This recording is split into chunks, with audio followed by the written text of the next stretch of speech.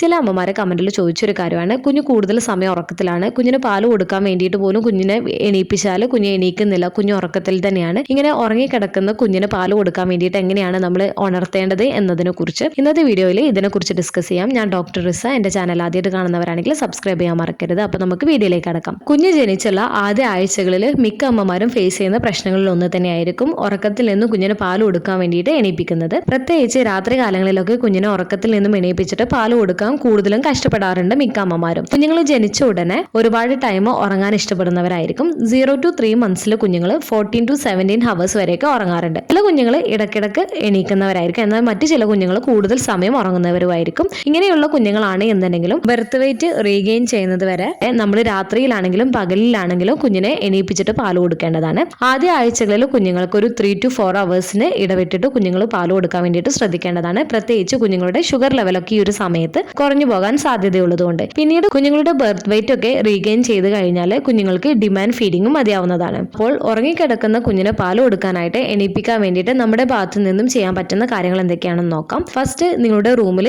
Dim light ഇടാൻ വേണ്ടിയിട്ട് ശ്രദ്ധിക്കുക. രാത്രി സമയമൊക്കെ ആണ് എന്നുണ്ടെങ്കിൽ, അതുപോലെ തന്നെ പകലൊക്കെ ആണ് എന്നുണ്ടെങ്കിൽ കർട്ടനൊക്കെ ഒന്ന് ഓപ്പൺ ചെയ്യുന്നതിന് വേണ്ടിയിട്ടും റൂമിൽ ലൈറ്റ് ഇടാൻ വേണ്ടിയിട്ട് ശ്രദ്ധിക്കുക. ഇത് നിങ്ങളുടെ കുഞ്ഞിനൊരു സൂചന നൽകുന്നതാണ് ഉറക്കത്തിൽ നിന്നും ഉണരാനുള്ള സമയമായിട്ടുണ്ട് എന്നുള്ളത്. അതിനുശേഷം നിങ്ങൾക്ക് നിങ്ങളുടെ കുഞ്ഞിന്റെ കവിളിലോ കയ്യിലോ കാലിലൊക്കെ ചെറിയ രീതിയിൽ സോഫ്റ്റ് ആയിട്ട് തട്ടി കൊടുക്കാവുന്നതാണ്. ഈ ഒരു സമയത്ത് നിങ്ങൾക്ക് നിങ്ങളുടെ കുഞ്ഞിനോട് സോഫ്റ്റ് ആയിട്ടുള്ള രീതിയിൽ സംസാരിക്കുകയും ചെയ്യാവുന്നതാണ്. നിങ്ങളുടെ ശബ്ദം കേൾക്കുന്നത് കുഞ്ഞിന് കൂടുതൽ ആശ്വാസം നൽകുകയും നിങ്ങളുടെ കുഞ്ഞിന്റെ കണ്ണുകൾ തുറക്കാൻ പ്രേരിപ്പിക്കുകയും ചെയ്യുന്നതാണ്. അടുത്തത്, ഈ ഒരു പിക്ചറിൽ കാണുന്ന രീതിയിൽ നിങ്ങളുടെ കുഞ്ഞിനെ പൊക്കി നിങ്ങളുടെ ഐ കോണ്ടാക്ടിന്റെ ലെവലിൽ പിടിക്കുക. ഒരു 5-6 സെക്കൻഡിനുള്ളിൽ നിങ്ങളുടെ കുഞ്ഞ് പതുക്കെ കൈയും കാലൊക്കെ ഇളക്കിയിട്ട് പതിയെ ഉറക്കത്തിൽ നിന്നും എണീറ്റ് വരികയും ചെയ്യുന്നതാണ്. ഈ ഒരു രീതിയിൽ കുഞ്ഞിനെ എടുക്കുമ്പോൾ കുഞ്ഞിന്റെ നെക്കിനും ഹെഡിനും നല്ലപോലെ തന്നെ സപ്പോർട്ടോട് കൂടെ വേണം എടുക്കാൻ വേണ്ടിയിട്ട്. അടുത്തത്, കുഞ്ഞ് ഉറങ്ങുന്നതിന് മുൻപായിട്ട് മിക്ക അമ്മമാരും കുഞ്ഞിനെ ഫുൾ ആയിട്ട് കവർ ചെയ്തിട്ടായിരിക്കും കിടത്തിയിട്ടുണ്ടാവുക. അതായത് സ്വാഡിൽ ചെയ്തിട്ടുണ്ടാവും, അതുപോലെ തന്നെ ഫുൾ കവർ ആയിട്ടുള്ള ഡ്രസ്സൊക്കെ ഇട്ട് കൊടുത്തിട്ടായിരിക്കും ഉറക്കിയിട്ടുണ്ടാവുക. ഇങ്ങനെ കിടക്കുന്ന സമയത്ത്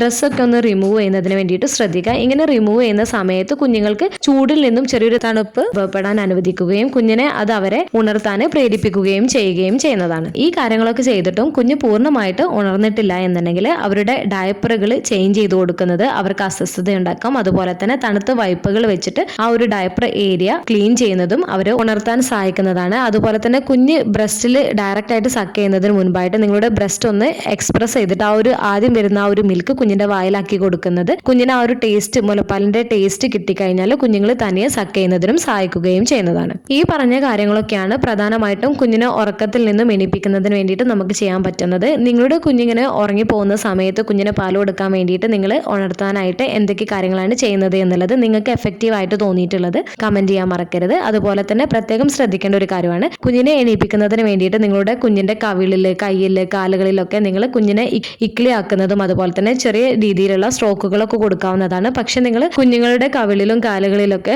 കൂടുതലായിട്ടുള്ള മൂവ്മെന്റ്സ്, നല്ല കുഞ്ഞിന് ബുദ്ധിമുട്ടുണ്ടാക്കുന്ന രീതിയിൽ കുഞ്ഞിനെ തട്ടി വിളിക്കുന്നത്, നല്ല ഉച്ചത്തിൽ സംസാരിച്ചിട്ട് കുഞ്ഞിനെ എണീപ്പിക്കുന്നതൊക്കെ കുഞ്ഞ് പെട്ടെന്ന് ഞെട്ടുന്നതിനും കുഞ്ഞിന് കൂടുതൽ അസ്വസ്ഥത ഉണ്ടാക്കുന്നതിന് ഇടയാക്കുകയും ചെയ്യുന്നതാണ്. അതുപോലെ കംഫർട്ടബിൾ ആയിട്ടുള്ള ഒരു ഫീഡിംഗ് പൊസിഷനിൽ കുഞ്ഞിനെ ഫീഡ് ചെയ്യുന്നതിന് വേണ്ടിയിട്ടും ശ്രദ്ധിക്കേണ്ടതാണ്. ഒന്നുകൂടെ പറയാം, ചില കുഞ്ഞുങ്ങൾ കൂടുതൽ സമയം കിടന്നുറങ്ങുന്നവരായിരിക്കും. ആദ്യകാലങ്ങളിൽ കുഞ്ഞിനെ എണീപ്പിച്ചിട്ട് തന്നെ നിങ്ങൾ ഫീഡ് ചെയ്യുന്നതിന് വേണ്ടിയിട്ട് ശ്രദ്ധിക്കേണ്ടതാണ്. ഏകദേശം ഒരു 3 to 4 hours കുഞ്ഞിനെ ഫീഡ് ചെയ്യാൻ വേണ്ടിയിട്ട് ശ്രദ്ധിക്കുക. എന്നാൽ ചില കുഞ്ഞുങ്ങൾ ഇടയ്ക്കിടയ്ക്ക് 1 മണിക്കൂർ 1.5 മണിക്കൂറൊക്കെ കൂടുന്ന സമയത്ത് തന്നെ കുഞ്ഞുങ്ങൾ ഇടയ്ക്കിടയ്ക്ക് എണീക്കുന്നതാണ്. കുഞ്ഞിന്റെ വിശപ്പിന്റെ സൂചനകൾ ശ്രദ്ധിക്കുക. കുഞ്ഞിന് ആവശ്യത്തിന് മുലപ്പാൽ കിട്ടുന്നുണ്ട് എന്നുള്ളതും അമ്മമാർ ഉറപ്പുവരുത്തേണ്ടതാണ്.